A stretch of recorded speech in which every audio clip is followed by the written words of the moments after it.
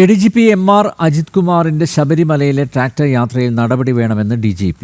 വിശദീകരണം തൃപ്തികരമല്ല. മുഖ്യമന്ത്രിയുടെ ഓഫീസിന് സംസ്ഥാന പോലീസ് മേധാവി റവാഡ ചന്ദ്രശേഖർ റിപ്പോർട്ട് കൈമാറി. ADGPക്ക് വീഴ്ച സംഭവിച്ചെന്നും നടപടി ശുപാർശ ചെയ്തുമാണ് റിപ്പോർട്ട് സമർപ്പിച്ചത്.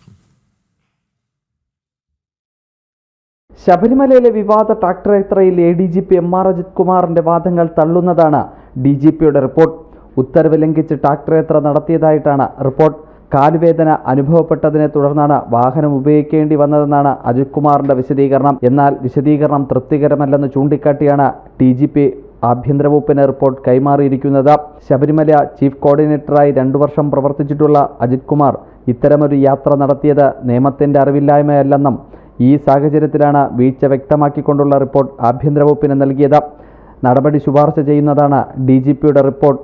ADGPയുടെ ട്രാക്ടർ യാത്രയിൽ ഹൈക്കോടതി പോലീസിനോട് വിശദീകരണം തേടിയിട്ടുണ്ട്. വീഴ്ച സംഭവിച്ചുവെന്ന വിവരം സർക്കാർ ഹൈക്കോടതിയെ അറിയിക്കും. ഹൈക്കോടതി വിഷയത്തിൽ എന്ത് നിലപാടെടുക്കും എന്നതനുസരിച്ചാകും ADGPക്കെതിരായ നടപടിയിൽ സർക്കാരിൻ്റെ തീരുമാനം. ജനം, തിരുവനന്തപുരം.